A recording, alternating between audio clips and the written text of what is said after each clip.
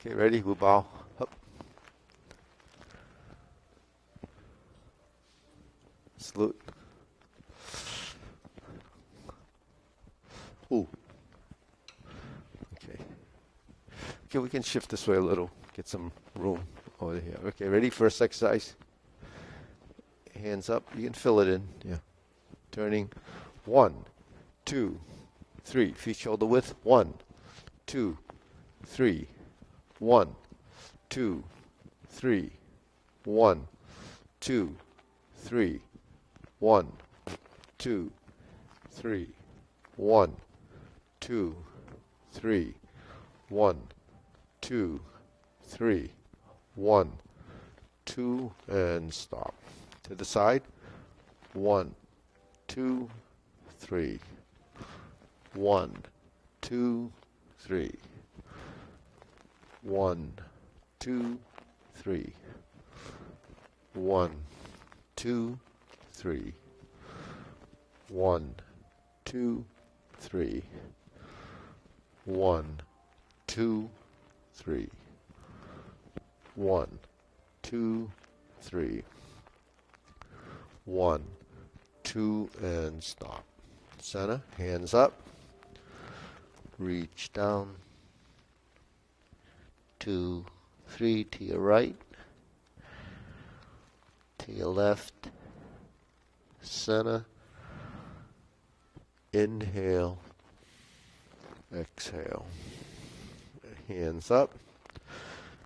Reach down. 1, 2, 3. To your right. To your left. Center.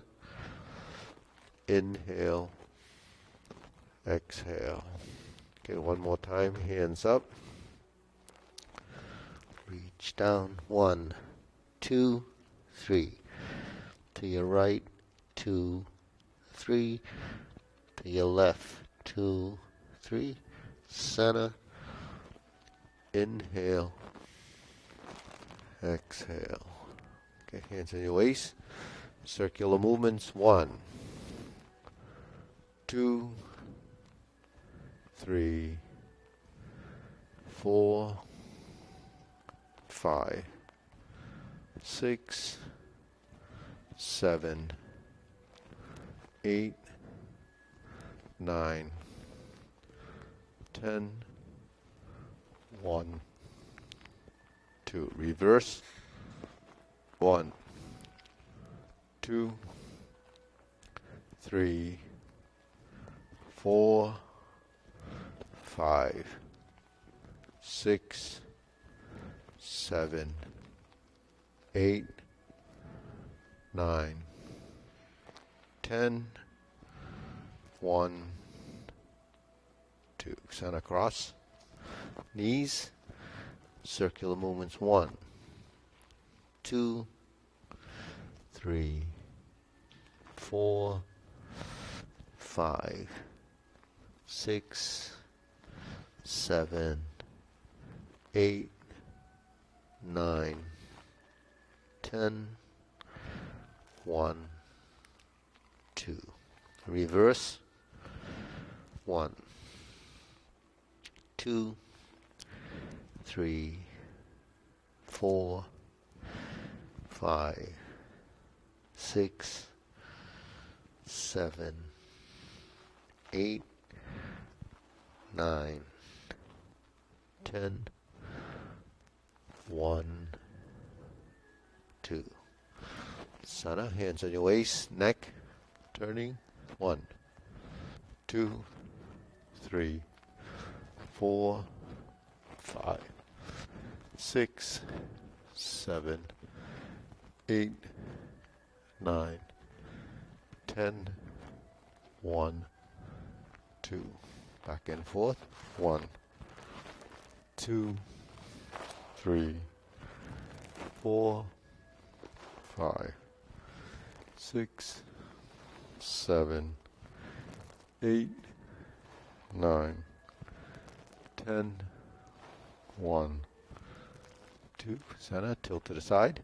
1, 2, 3, 4, 5, 6, 7, 8, 9, 10, 1, 2. Center circular movements down. 1, 2, 3. Reverse. 1, 2, 3. Center. Inhale. Exhale. Inhale. Exhale. Inhale. Exhale. Okay, spread your feet. Turn your shoulders. 1, 2, 3, 4, 5, 6, 7, 8, 9, 10. 1, 2, 3, 4, 5, 6, 7, 8, 9, 10. 1, 2, 3, and stop. Turn, stretch it out.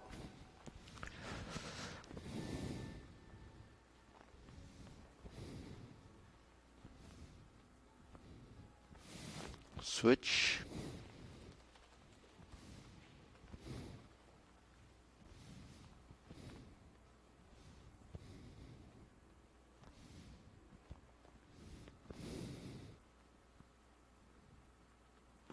Switch.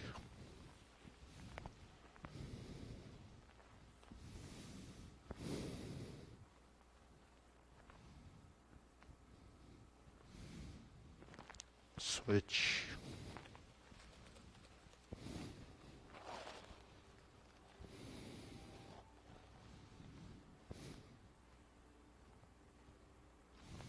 Switch. Straighten the front knee.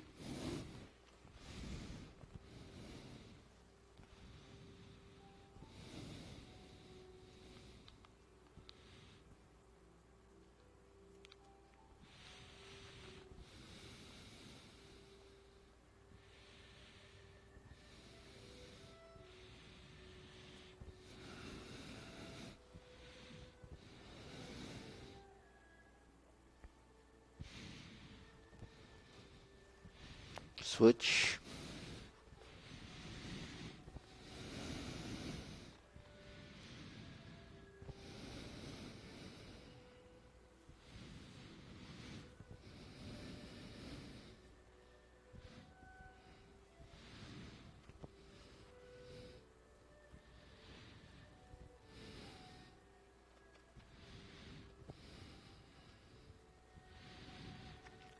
Switch.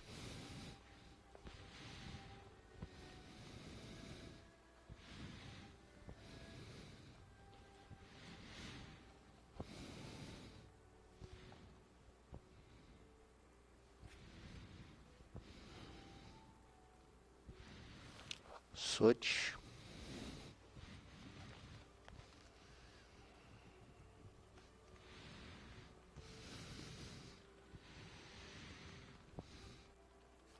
Center.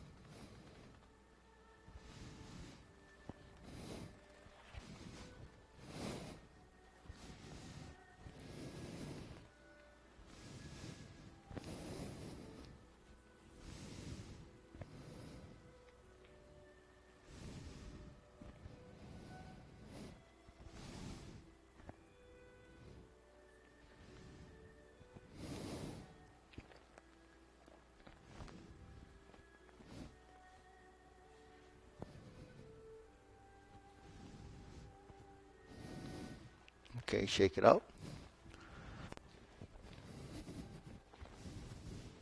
Okay, hands up. Inhale.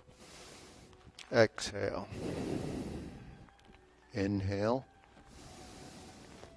Exhale. Inhale.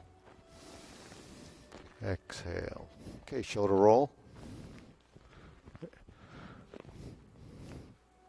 2, 3, 4, 5, 6, 7, 8, 9, 10. 1, reverse. 1, 2, 3, 4, 5, 6, 7, 8, 9, 10, 1, and stop. Okay, press, release, exhale, inhale.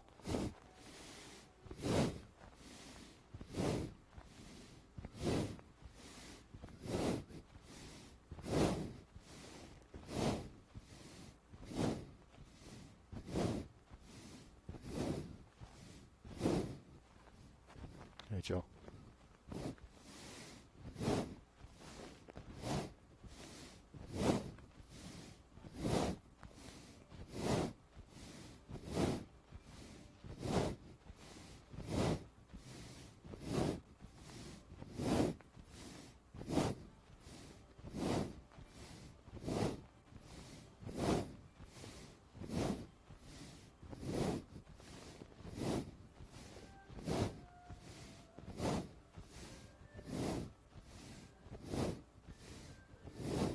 And stop. Hands up. Pull in. Inhale. Exhale. Inhale. Exhale. Inhale. Exhale. Okay. Wrist.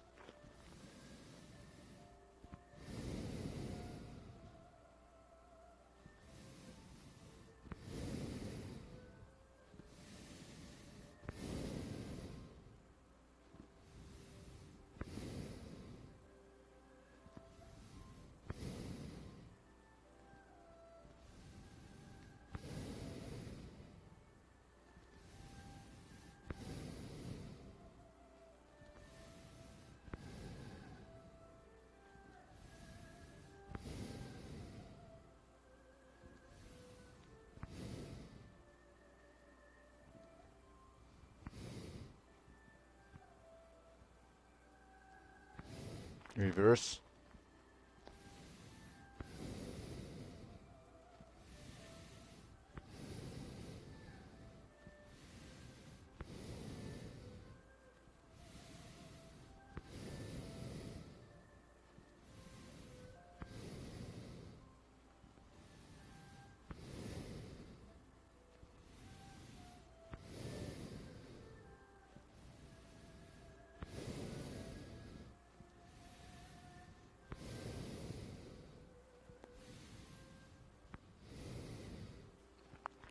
Okay, palms down. Bigger circle.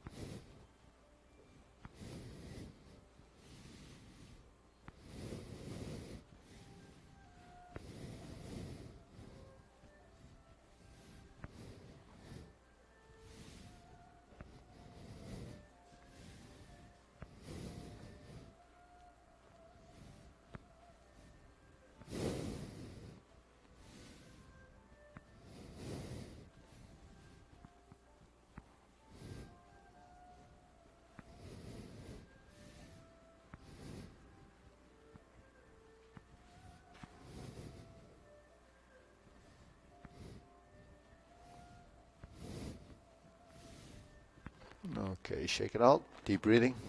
Inhale, exhale, inhale, exhale. So everyone can kind of take a couple of steps forward, then free up the back a little. Okay, good. Okay, side to sides, and then we're going to stand on one leg. Good. And center, lift up.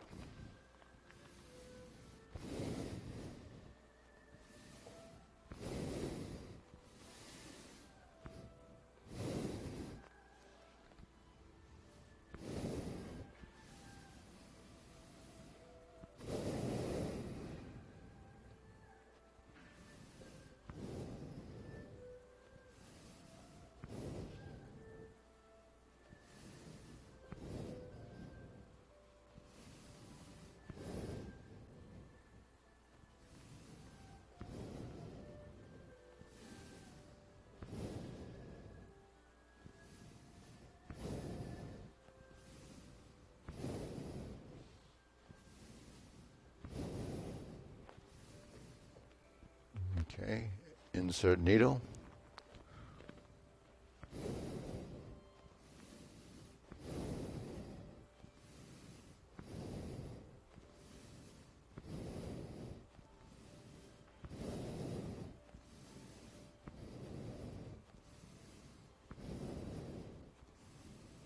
Switch.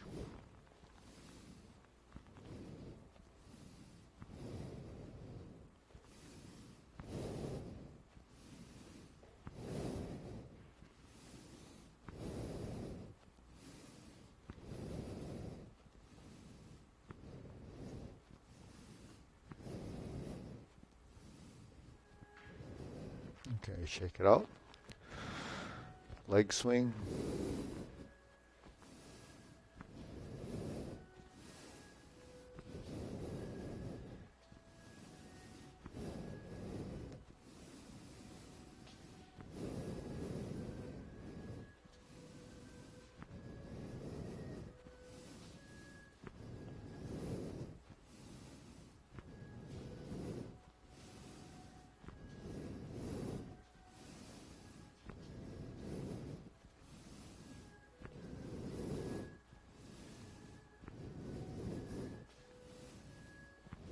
And switch.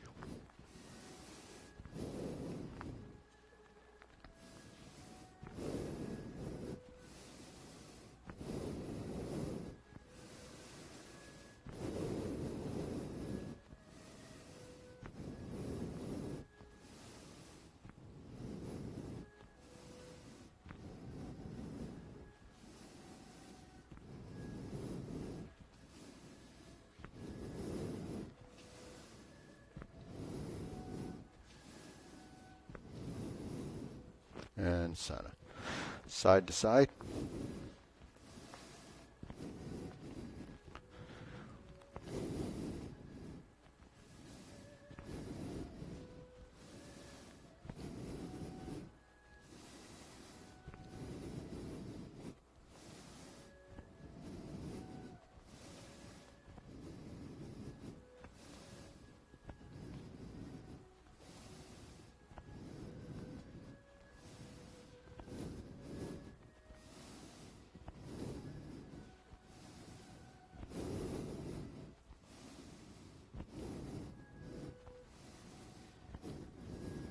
Switch.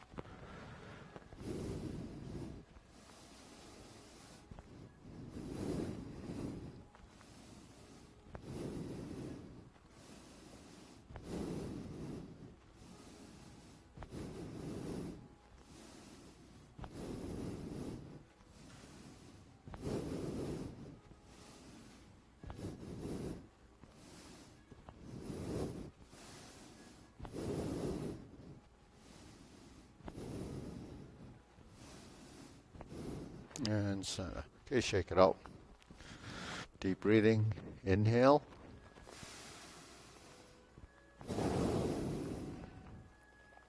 Inhale. Exhale. Inhale.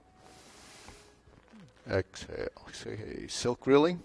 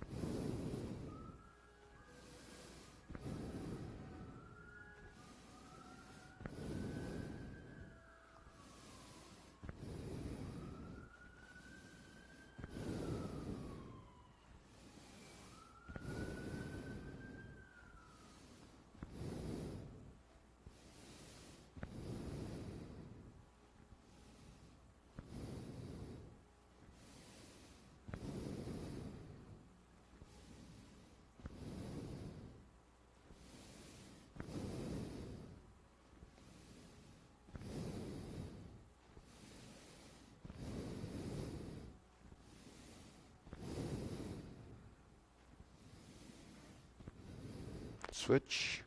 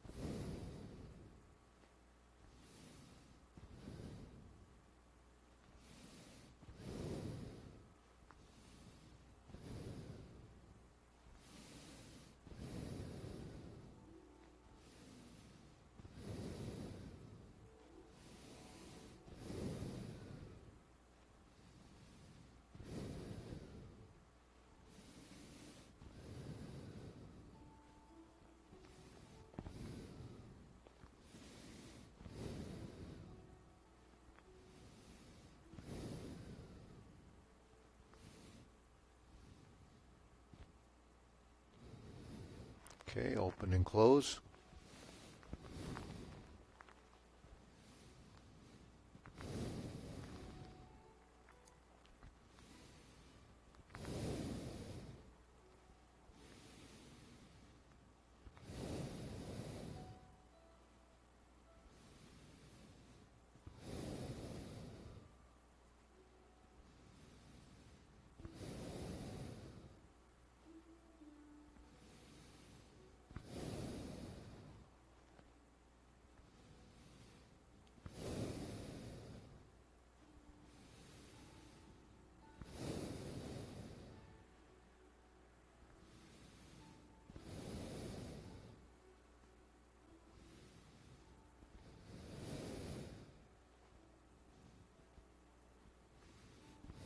Switch.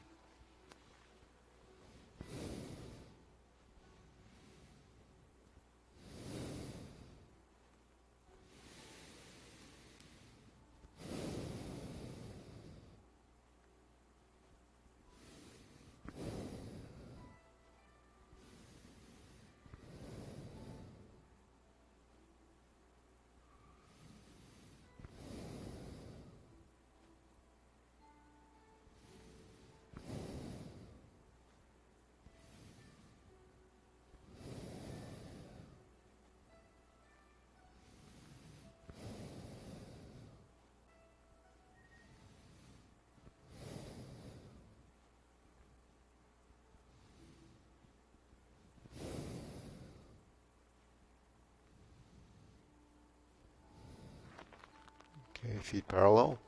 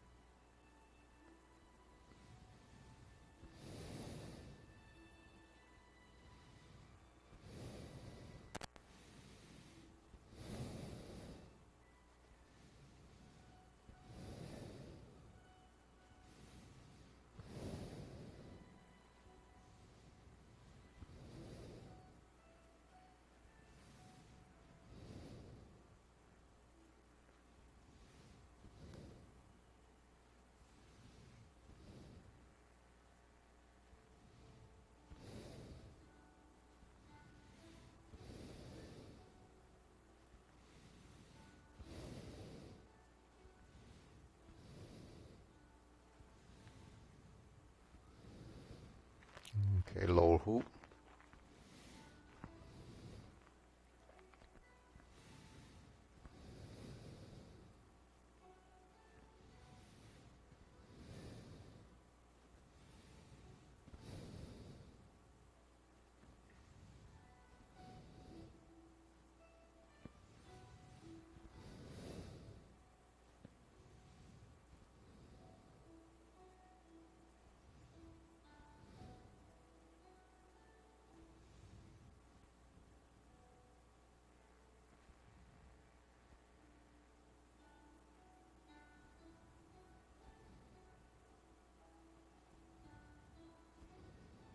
Shoulder height.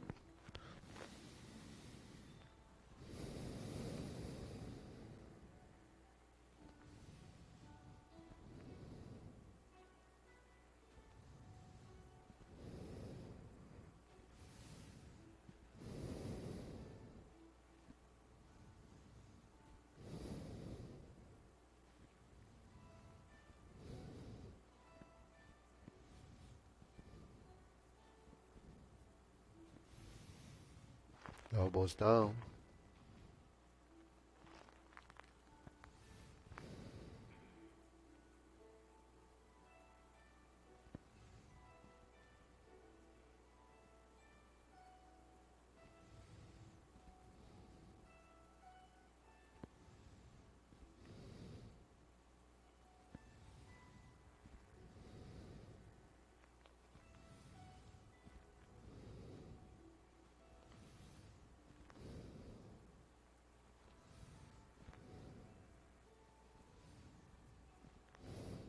Lower, palms down.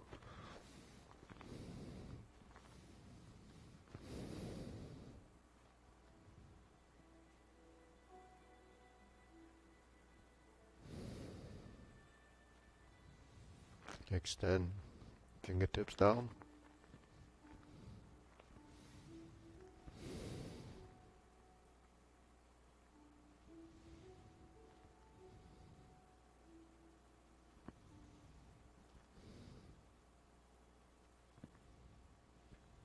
Deep breathing. Inhale.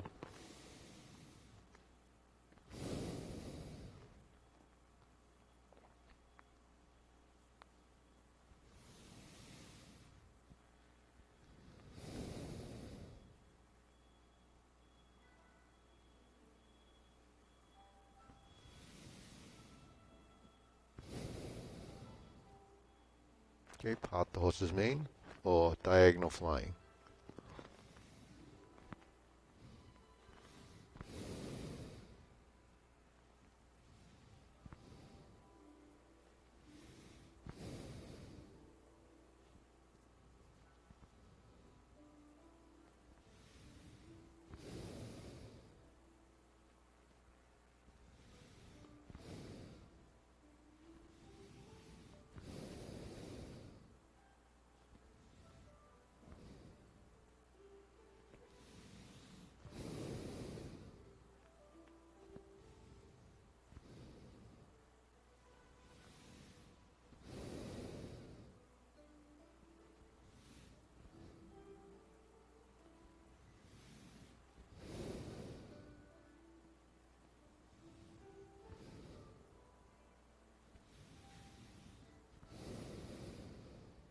Switch.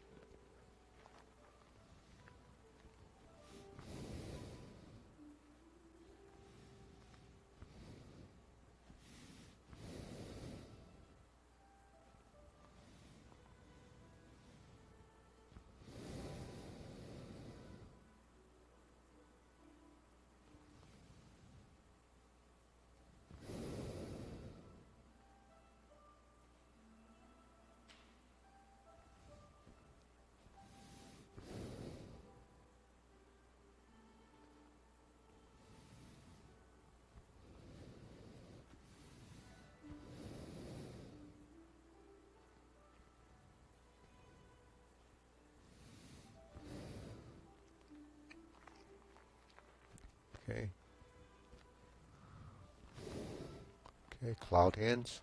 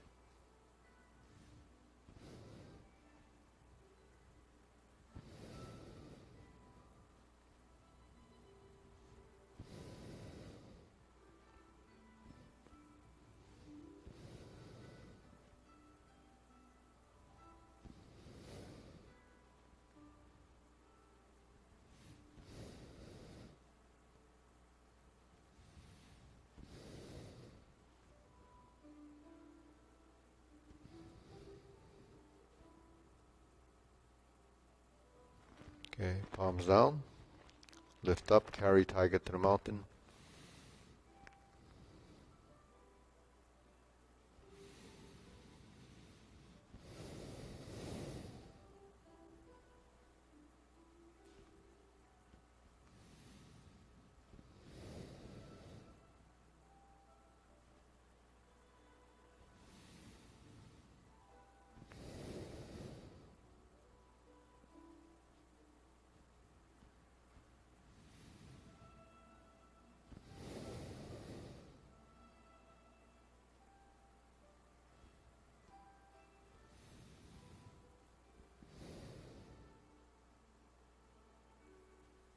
Infinity sign.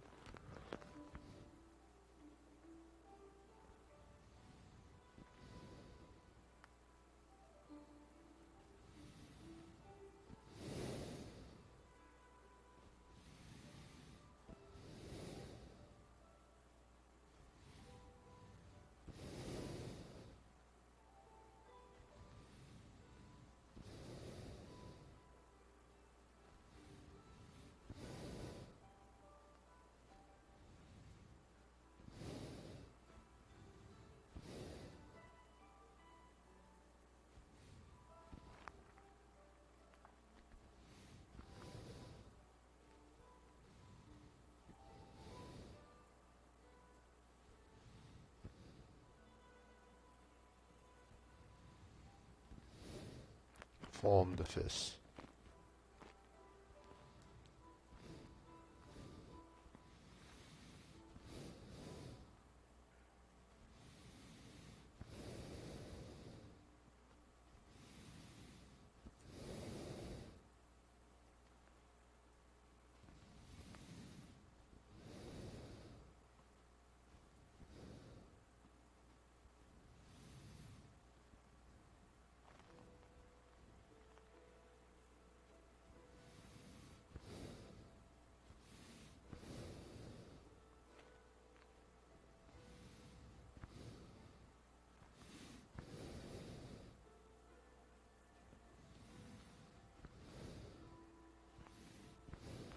Okay, strum the lute.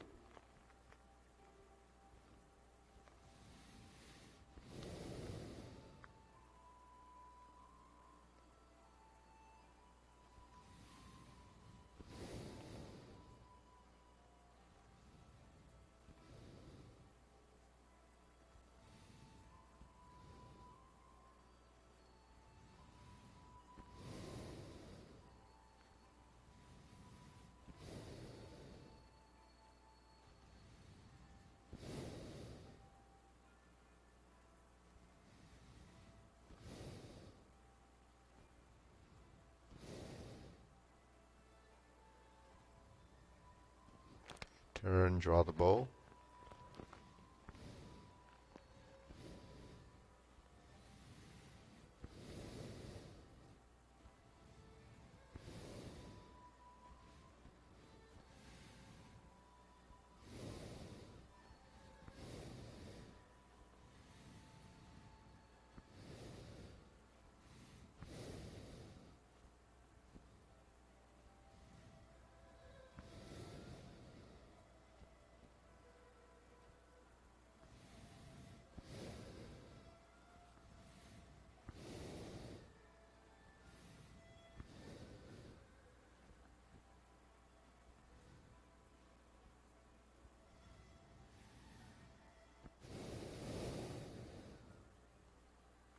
Okay, fan to the back.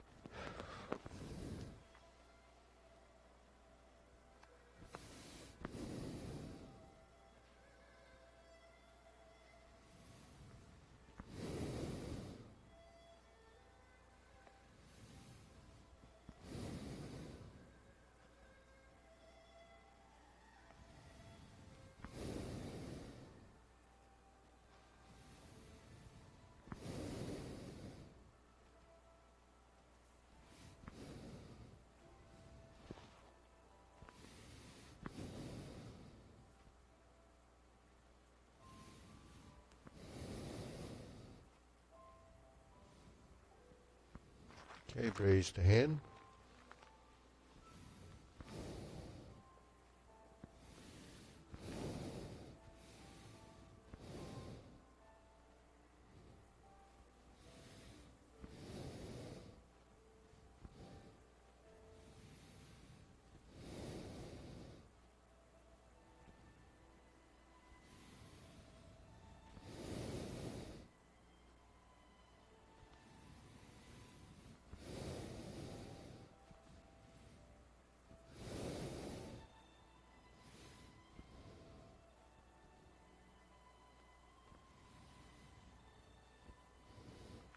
Okay, palms down. Deep breathing. Inhale.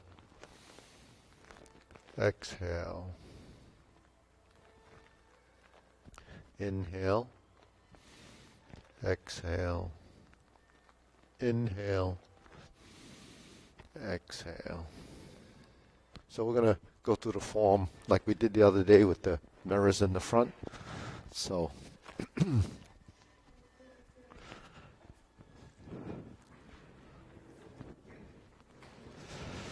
so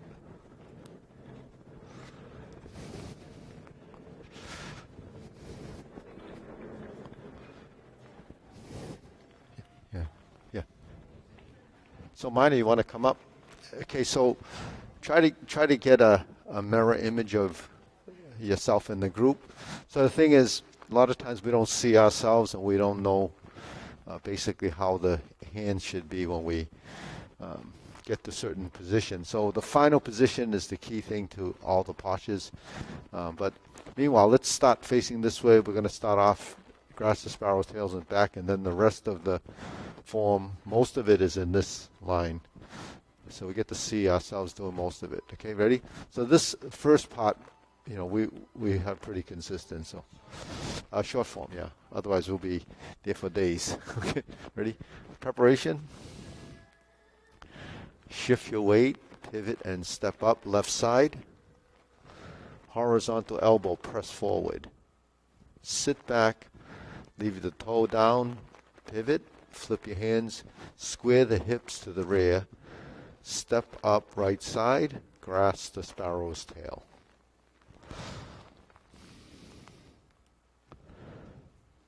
Sit back, hook your wrists, open the stance. Single whip. Hold the ball and shift. Adjust your rear foot, your right foot, shift, square the hips, step up, press forward. Raise the hand. Bend from the waist, stork flaps wings. Toe heel pivot, and face the front mirrors. Okay, now we're going to go palm out, turn to the right. Brush down, make sure you elongate the lower hand, get this one to straighten out. And then go to the opposite side, do it again. 1, 2, 3, 4. And back. Left side, round out. Go forward, twist step. Pass through your center. Turn to your left, stroke down. Sit back. Forward. Sit back to unweight and twist step. Pass through center, stroke down, and push forward. Sit back. Turn 45 degrees to the right, back to center left. Lean forward, pass through center, close the door, center line hands, vertical, form the fist, adjust the feet, step up and punch. Sit back. Infinity sign, that's divert and block, punch. Left to the outside, leopard and tiger springs to mountain. Go to neutral. Turn just like strum the loop, but lower the arm. Stroke out, turn to your left. Okay, so when we turn to the left, the hands, one's in front of the other when you finish. So it's like this. Let's try it again. 1, 2, go all the way to the front. Lean to the front, left corner. Form your fist and turn back to center as you sit back. Go to neutral. Horizontal left. Press forward. Spin the back foot. So don't bring the weight back too early. Leave the weight forward because the rear leg should be able to move when you pivot. Sit back. Pass through center. And touch down. Same hand movements as brush knee. Now we're going to go forward again. Shift the weight, turn to your right. Rear foot should be free to move. Sit back. That's called unweighting. So unweighting, so it's filling and emptying. Now we're going to go to the left again. Forward and turn. Shift, pass through. Find your position, so you should go directly backwards. Find the neutral position. Hold the ball. Turn the foot, your chest goes 45. Lean forward, diagonal flying. Sit back to center. Bring your weight over that supporting leg. Insert the needle. Step forward. Fan to the back. We know this from the warm-ups. Okay, now when we turn, we don't have the mirror, so let's face this way. So this is your position. After we made the U-turn, drop your elbow, stroke down, bring this hand in, sit back and invert the hand. As you see, let the shoulder turn over.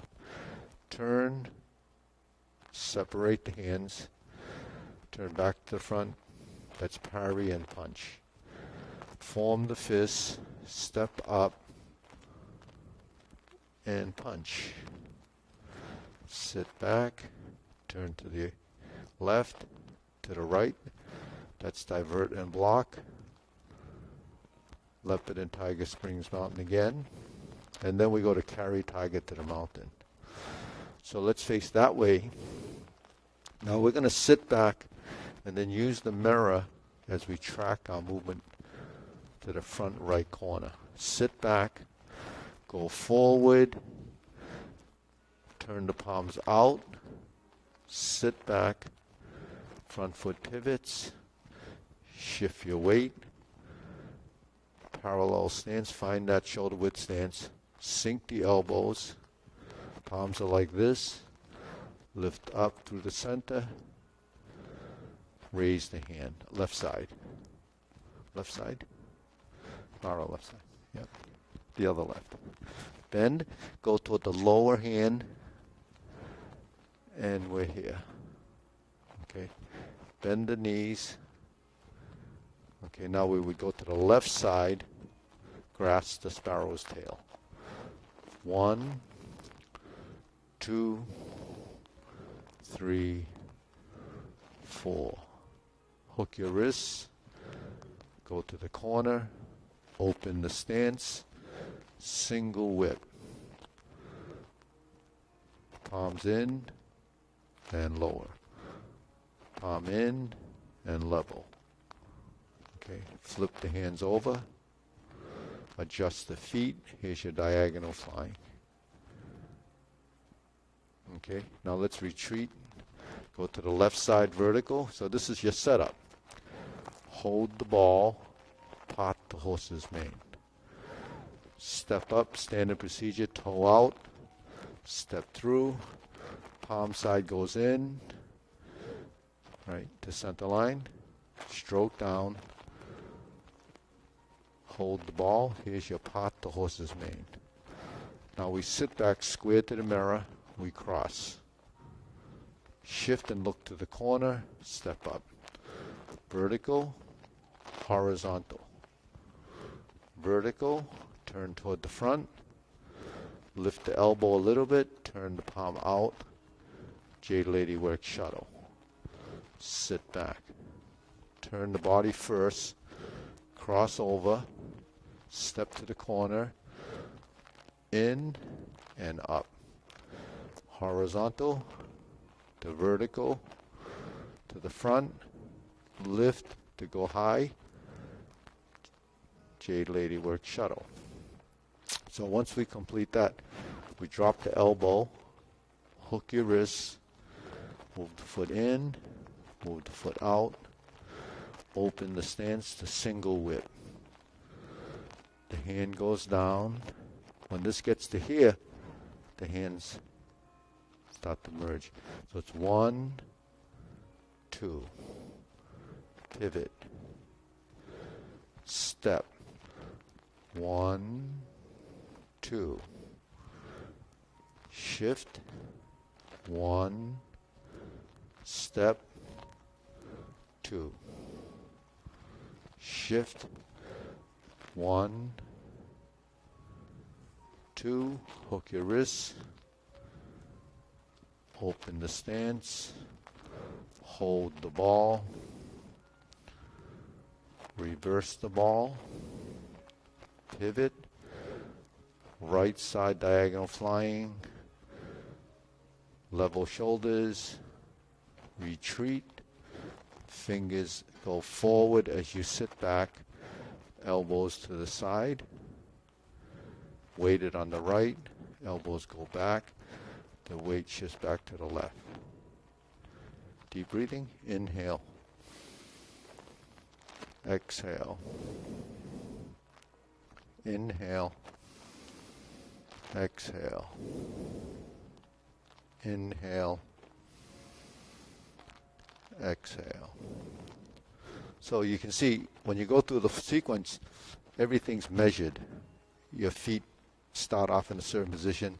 So it doesn't matter if we're moving around the room, everything is a relative position. So here's your center line, here's the 45-degree corners, here's the shoulder width, shoulder level, the sternum, the waist.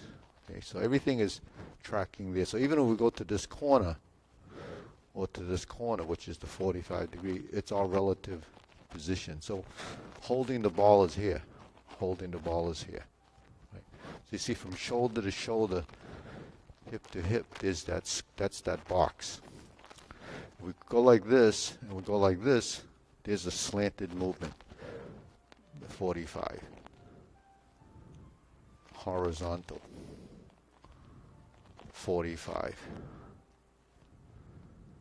Right, bring the hands together, drop it down, invert the hand, center line. Back fist, parry and punch. You see how the hands maneuver and you create the motion by manipulating your skeletal structure. So you see this movement, that's on your center line, but you don't see any turning because they're happening in a pair of movements. Now we go like this. Now what Mara just did, that's in the frontal plane. This is in the vertical plane, forward and back. It's going forward like this. But we have to pass through two-dimensional movements when we're doing parry punch. So when we do this and we invert the hand and we turn, we added another dimension. That becomes a two-dimensional movement, and it's actually three-dimensional when you go back to the forward and back, see, and horizontal. So this movement in forward position and backward position, turning. So essentially my hand is doing this. But because I have to get it over there, it has to turn, and then it ends up there. If I were to reverse the movement, it would be like this. You see, so your body starts to recognize space much better and more accurately because everything is relative to you. Then the accuracy of movement and how you move starts to get programmed in, and then the muscle memory really starts to set in. So your shoulder width position, the single whip. Now this hand position here, if we shift the weight and move this foot up, that's kind of where the brush knee movement would end up. So this is the natural relaxed shoulder position when the elbow is down. But when you fold the wrist or seat the wrist, you have to turn it a little bit like this. You see, you don't see it, but the shoulder is actually moving like this. So when you move like this, this is how you would be pulling. So if you were holding like a wheelbarrow, your hands are like this. You can't hold a wheelbarrow like this. So when the hands are like this, you actually can pull. When the elbow's out, your hands are actually facing that way. That's the 45-degree corner. If we look on the floor, it would be a 45-degree from front point to the rear. So that's what geometry of position is. How you use your skeletal structure really depends on whether the joint is like this, like this, like this. So all of this doesn't happen unless this turns. This doesn't turn unless that lifts. This doesn't turn unless this drops. So what is that? That's releasing tension in the joints. So in Tai Chi we have to let go. We have to let go of the tension in the joints so we can move. And the freedom of movement allows us not to have conflict and conflicted actions that will start to create muscular tension. That resistance can throw the joint out of alignment, and then you're going to pinch a nerve. So that's actually what happens in every joint. If we have a little pain here or a little pain there, it's because something is getting, pinched or conflicted. Because if you have pressure on one side pushing, you get pain. If you have it in your knees, the same thing. So what we try to do when we balance our movements, then we're controlling our musculature. The control of the musculature allows you to delete excessive tension, erroneous tension not required in the movement. That involves sinking of the legs and relaxing the lower joint. So when you sink the elbows and sink the knees, that's a concept, upper-lower coordination. When you sink your knee, your elbows fold. When your shoulders relax, your hips relax. When you seat your wrists, like pressing down, then your ankles release and you press with the soles of your feet. You see, that's a principle and a concept. So when do you press? When you want to use a certain level of conscious intent. When you push like this or you press like that, that defines the direction of force, the direction of movement. When you press down, the heel of your palm becomes the transmit of that energy. If I do this, then energy goes to the fingertip. See? So when I go like this and then turn, then the strength goes like this and it goes to the edge of the hand. When it goes like this, like when we do this movement, then when we seat this wrist, the energy goes into the forearm because you're not really pushing. So when you go like this, you can feel the direction of force going across. But it's not tremendous force, it's just structural integrity. So when we're here, strum the lute is this. When we straighten the wrist and we turn, now the strength goes to here. When we lean forward, the strength goes there. When we shift, when we turn the hands out, then the strength is transferred into the palm. When we relax, letting go, then we form the fist as we draw. And then we step up and we punch. And then your torso is driving that movement. You see the shoulders are moving. So what creates the elongation of the arm is the rotation of the body. You see my hand is doing this. So you're activating the forward position, rear to front. The power comes from the leg, directed by the spine, and finishing on the center line. So that's how we use our so the energy and the motion. All right, deep breathing.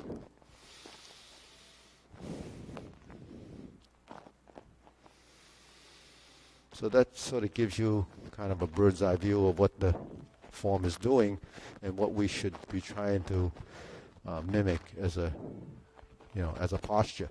All right, we'll go through the form, short form one time, and then we'll move on. All right, ready? One time. So this is just a standard way. We're going to go that way. Ready? Preparation.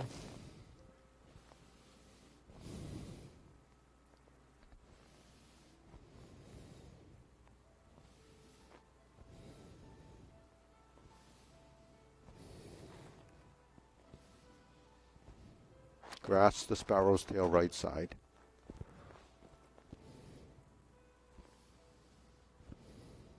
Single whip.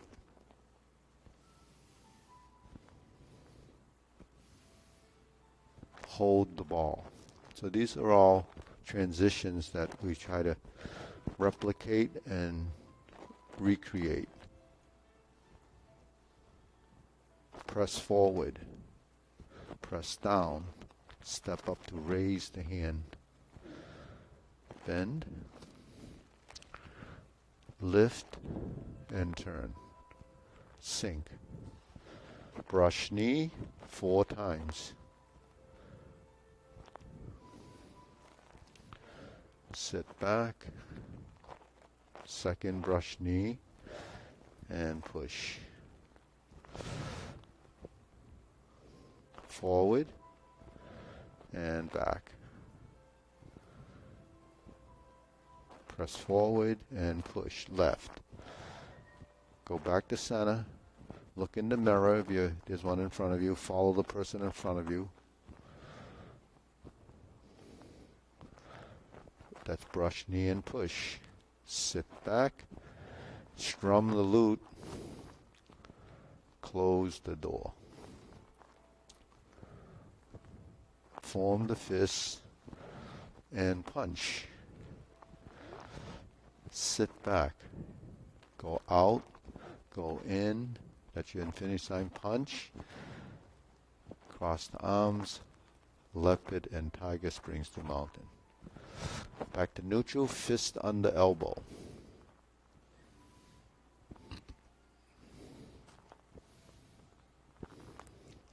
Neutral position. Press forward. Reverse. This is repulse the monkey. Same procedure. Try to get your feet to pivot on the rear side so you can straighten the foot as you turn your waist.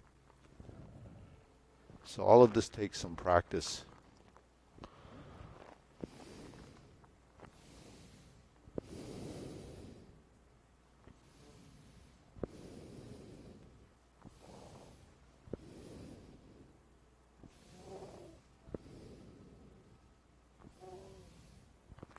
Okay, hold the ball, diagonal flying. Sit back. Insert the needle. Step forward. Fan to the back. Turn. Stroke down. Invert the hand. Here's your parry and punch.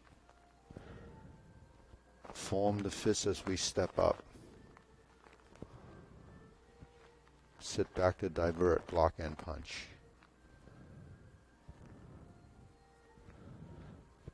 Cross the arms, leopard and tiger springs to mountain. Bring the hands down, sit back, pivot the front foot, and then sit back and pivot the rear foot. Go to the corner, turn your palms out, drop your elbows to cross hands, raise the hand. Left side, bend from the waist, stork flaps wings. Turn. Forward, left side, grasp the sparrow's tail. Hook your wrist and turn to the corner. Check your weight, spread your feet, open the stance, hold the ball. Reverse the ball, adjust your feet, diagonal flying. Left side, sit back, vertical down, hold the ball, pot the horse's mane. Step up. Stroke down. Pot the horse's mane. Cross corner. Jade Lady work shuttle. 1, 2, 3, 4. Cross corner. Turn. 1, 2. Forward. Back. Center. And up. Drop your elbow, hook your wrist, turn your heel, on the heel 45 degrees back to the front.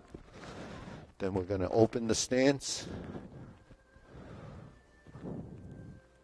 We're at the single whip position. Bring this hand down. When this gets up to about where you end the grasp the sparrow's tail, that's where the hands separate and you pivot. So you do it on both sides.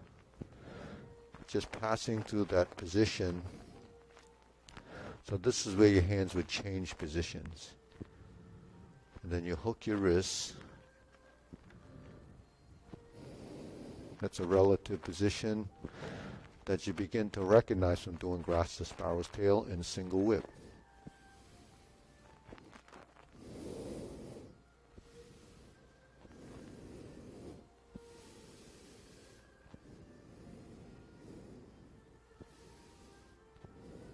Okay, deep breathing.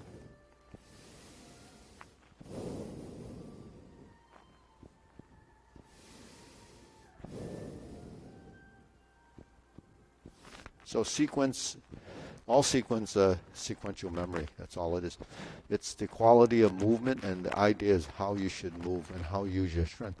So learning this is really about learning how to manipulate your skeletal structure naturally, so the joints aren't conflicted in motion. Is the removal of excessive tension in the joints. Then that allows you to move much freely, much better. But how do you figure that out? It's the experience from how that feels, because we can feel when the body's letting go. We can feel when it's relaxed. So it's they call it using your mind intent and not strength. So not strength meaning what kind of strength, how much strength, and as you evolve, the more of your body that moves, the less strength each part needs to be used. So that, and initially if you're pushing, that's totally physical and it's also isolated. But if you're pushing like this, then the push is no longer a push. It becomes a transition from point A to point B. But at the same time, without using a lot of effort, you're still stimulating circulation, because circulation happens through the movements, and movement happens by creating energy, and the contractions and the relaxation is how you stimulate circulation, because every time you produce the energy for that, it creates a cycle of utilizing the oxygen, nutrients in your body. That happens from your circulation of blood, right? So that's why we move, just to circulate those fluids. All the fluids in your body are circulating because of movement. So that's why Tai Chi, in the long run, improves your circulation. It improves, how you use the oxygen much more efficiently, and it teaches you how to use less wasted energy. If you're tense all day long, you can imagine how much energy you're wasting. So, why do that? That's sort of like stepping on your brake and then stepping on the gas at the same time. Why would you do that, right? Either do one or the other. One kind of wastes a lot of energy because you don't do anything with it, right? But with this, all we have to do is lift, sink, and go down. So what actually is supporting our movement? It's gravity. Gravity is something that really you have to overcome, but at the same time you could use it to your advantage, right? So say you're striking something with a hammer. If you kind of use a physical force trying to push down on the nail, it's not going to work. So what creates the action and the energy and the striking force is gravity. When you swing it, this takes little effort, this takes hardly any effort. It's directing the motion. So if you have accuracy of movement, it's going to hit the nail on the head. But the force of it is really acceleration. So when we relax and let go, then all we have to do is align our skeleton. But we're not creating forces, we're trying to create motion. Eventually, if you wanted to exert force, it becomes a force.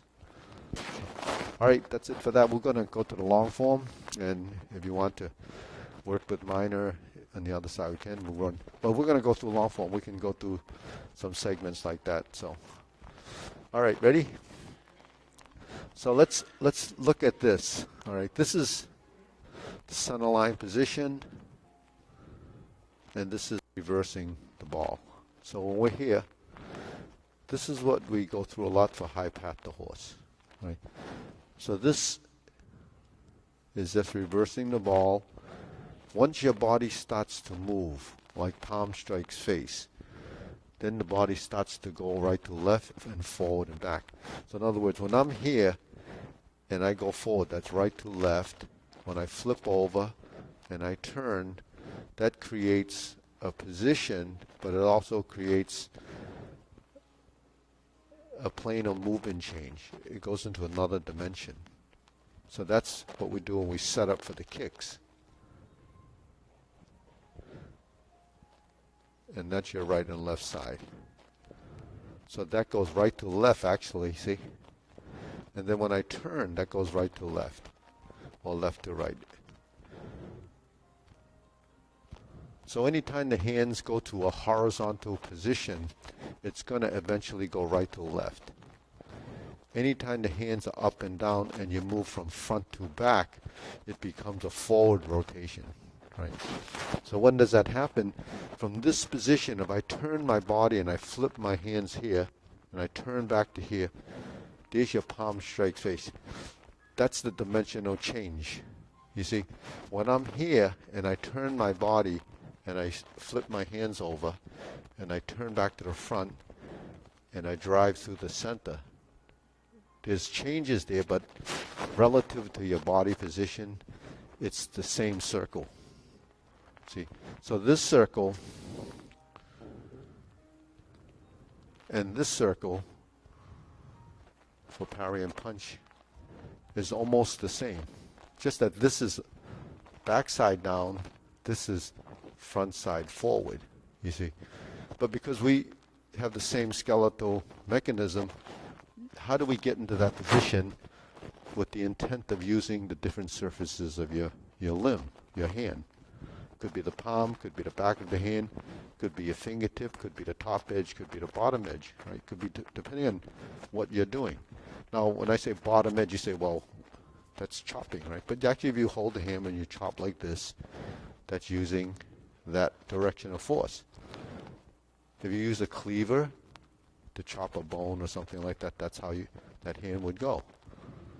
If you're going to, say, turn it over and use a mallet, or use the back of the blade to smash a garlic or something like that, you'd have to turn your hand like this and then this or this. If you flipped an egg over, you'd have to do that. See? So that's what happens when you do this. But you don't look at it as a functional action when you're doing the form, but you realize that that's typically what happens. If you go like this, the egg flips over and you catch it in. So you can see when you do that. How do you get that to happen? It's because you stop it and the egg on your pan would start to go up, and then if you did it quick enough, it would start to turn over, and then you catch it. Right? So that's an action. That's uppercut. Right? That's like fist on the elbow. See? Or coming in like that. So these are positions, and you would do that. Insert needle is a vertical line. So I just want you to understand direction of movement, direction of forces. Up and down is vertically up and down, up and down. Now we just mentioned gravity. If you lift up, you don't use a lot of strength. When you drop down, let gravity, you don't need a lot of strength. The only part of the body that's putting some effort into it, other than the hands going up and down, is your legs. That's weight bearing. But even then, when you straighten and you stack, that's it. When you release and you sink, that's it. But you sustain it. You control the up and down movement by regulating when and how the muscles contract. That's what sinking is.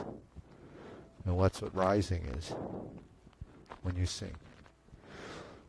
So every time you go up and down, you sort of pump the fluids through your body. Every time you inhale and exhale, you're spreading that, the fluids. So that's bringing oxygen throughout the body. So that's what happens when we breathe and move.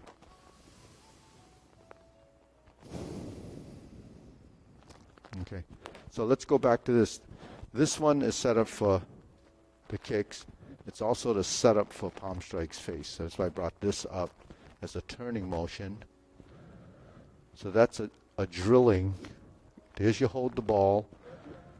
There's your turning of the torso into the front leg. When you're in the kicks, because you're going to kick, it requires more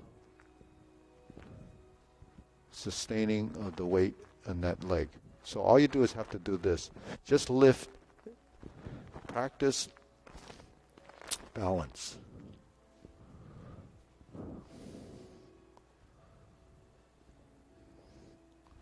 So it's not the kick so important, it's that position that's important. So if you're practicing this or learning this to improve balance, that's the benefit, right?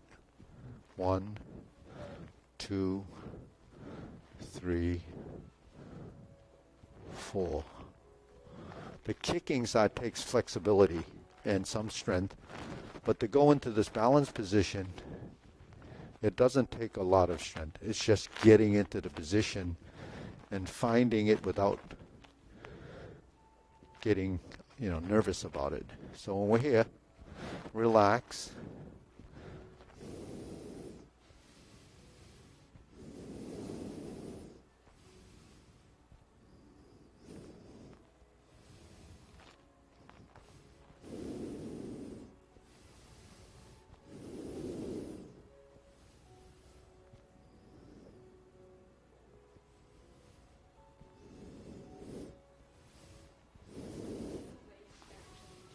The waist is turning.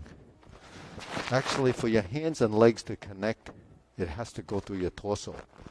The torso, for us, it's not where the belt is. It's really the sternum down to the navel. So that involves your ribs and anything in that area. So your torso has to turn to connect for the sort of, it's a cross-lateral relationship, just like this. It's a balance between the two sides. So this is different. It doesn't work. So when we go to a position and we open and we turn, the body has to turn for this hand and that leg to connect. Once it connects and you step up and you fold, then this is a relationship with the shoulders, the hips, the elbows, and the knees. So it does take a little bit of strength to get your knee to go up. So you're using these muscles. You say, well, no, I don't need to lift those, right? Every time you go up the stairs, that's activated. So even stepping into your tub, you have to lift your foot over it, right? Unless you have one of those that open, there's a door that opens. But we have to use all the muscles in our body to do this. But we do a lot of sustaining positions in the legs. So it becomes a weight-bearing exercise, and that's one of the things that they were looking at in one of their research studies to see how that affected osteoporosis. They did it for osteopenic women maybe 10 years ago, maybe longer than that. We did it here. So when we're here, the weight-bearing side of it is this.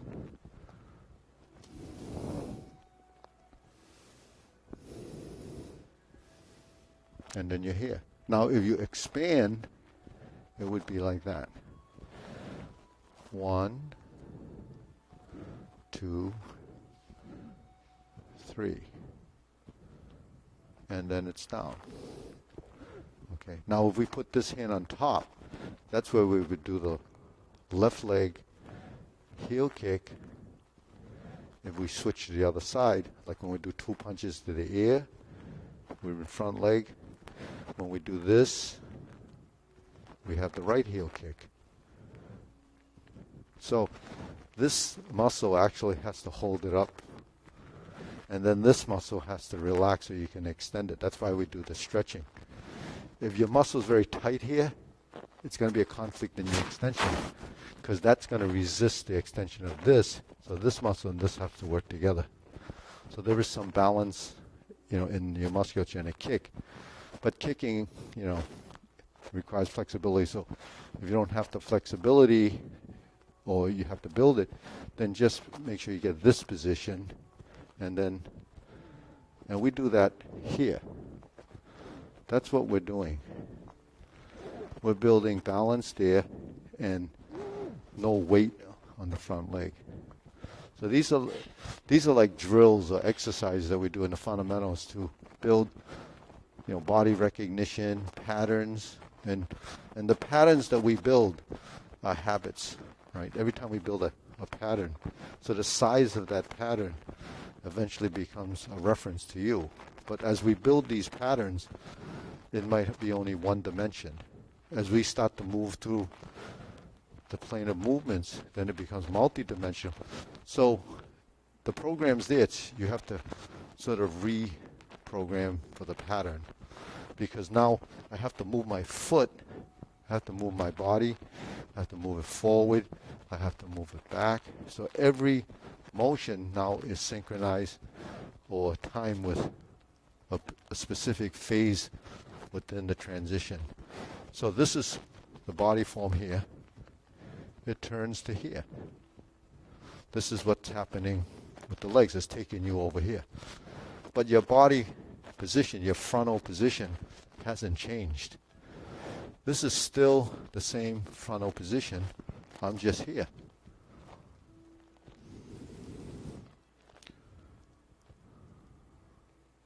So the consistency of those positions came from this pattern, because now you have recognition.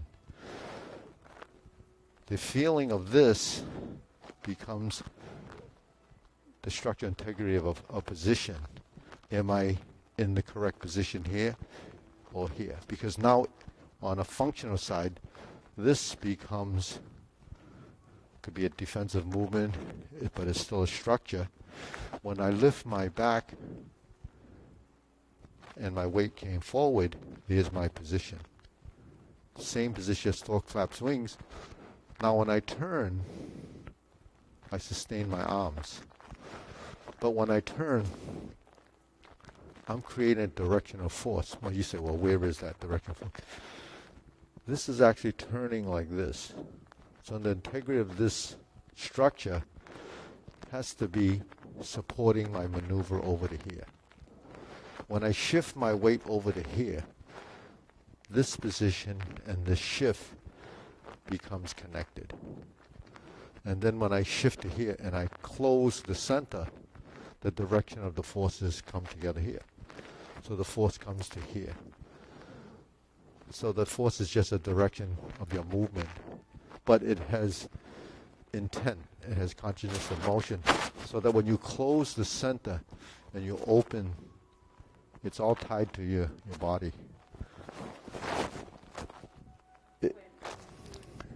Yeah. That's why it's so hard to learn at this stage, because your body had to go through the evolution that it starts to know. That's what body intelligence is, because your body doesn't really know. It actually doesn't know anything. It's what you tell it to do and what you teach it. So the sensitivity and feeling of your movement evolves constantly as the mind and the body connect. So, using strength, like all the different martial arts, like judo, jiu-jitsu, any of these, it's a sensitivity, but it's body form and position. Now, anyone that learns any of these arts on that physical level, in the beginning, it's all physical. There's no other way, because there's no skill. As you improve your skill, the amount of strength you use is less, because now you know what strength to use. Otherwise, it's just a battle. And when you're learning form, the battle is yourself. Your body doesn't really know what it's doing. So you have to train the body to become, much more astute. So that's a learning curve that's pretty steep.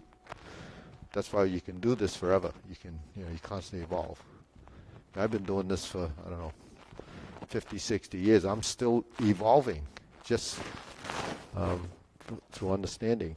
What's the difference between that and that? That's how it is, and that's what, well, that's why you're here. You want to learn that as a concept.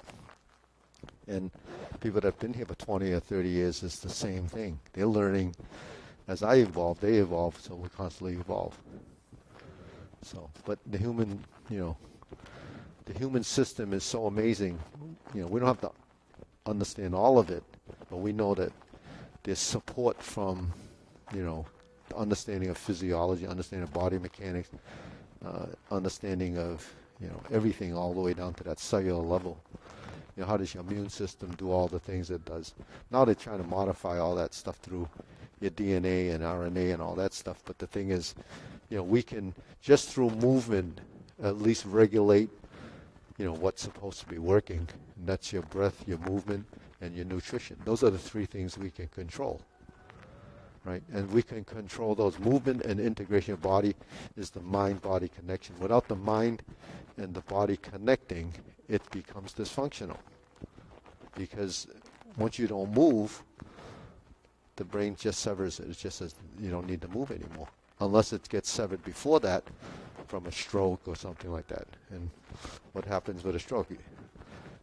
Those cells die and there's no longer any signaling. So then you have to, if you're disciplined enough and it's not so severe, you can transfer that to another area of the brain and start to reconnect. And people with strokes, actually slowly it happens. Sometimes it doesn't all come back, but if this is sort of preventive medicine when you just move. And I just believe that that's what's happening. There's no books on the stuff I'm talking about in regard to Tai Chi and that. It's just what I've tried to, through understanding, try to pull together so you can understand. So, anyways, so let's go through that series of kicks. We'll do the form another day, because right now we're going to just do these 2 kicks. We run out of time. Fold, lift, extend. Find your center, cross the wrists, spread the hands, turn, fold, kick, and then you would go down, do the 180-degree turn, and then your right hand goes down on top, you fold the elbow, and we do a heel kick. And then the brush knee that we've been talking about is the same brush knee. We do one brush knee, we do the second brush knee.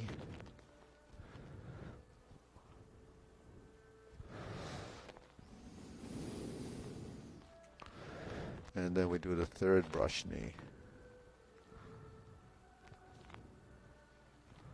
And punch down, planting punch. Now we turn, and we're going to go to the Parry and Punch. So this is your back fist. So when we turn, we just go through that motion. This is a piece of the Parry and Punch, but it ends up here. Then we step up and we repeat 1, 2, 3, 4, 5. 1.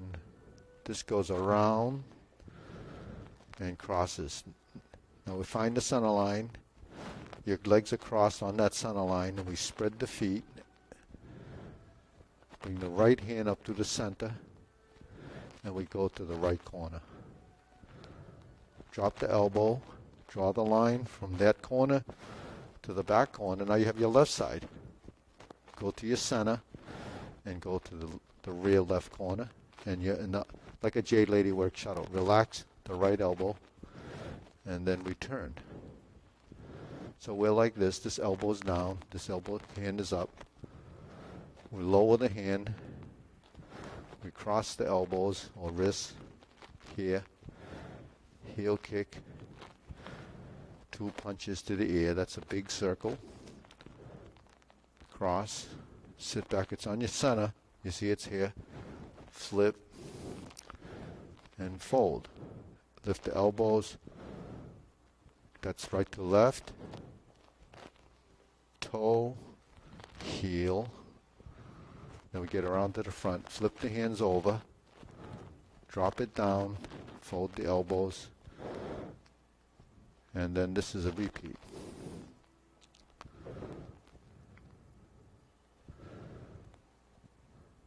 So this is a pattern. It's a muscular sequence. The hands do this at this point. The elbows do this. The knee does this. If you're going like this, it would go around. If you go like this, it could go straight. Depends on, what the posture is doing. So it just, over time. This seems like a lot, but it's really, when we do something over and over again, it just ends up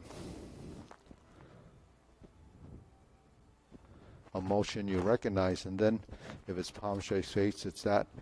If it's this, and then you add this, that's high pat the horse. So you go 1, 2, 3, 4. 1, 2, 3, 4. Down. 1, 2, 3, 4. 1, 2, 3. 1, 2, 3. So your body will develop understanding and recognition for these positions over time. And it just knows when it passes through it. And then eventually it all connects and becomes just one complete, appears to be one complete cycling. It's a pattern. If I did it like this,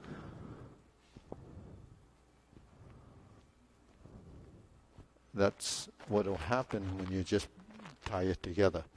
Now when you say, well, upper, lower quadrant, when this and this goes together, the legs and the hands and the feet and the body start to string it together. Then those pieces become a relationship. When I turn like this and shift, that relationship is the waist, the torso, the upper and the lower coordination. So that happens, it happens naturally just by doing it over time. Right, Mara? She knows. Okay, we got a bow.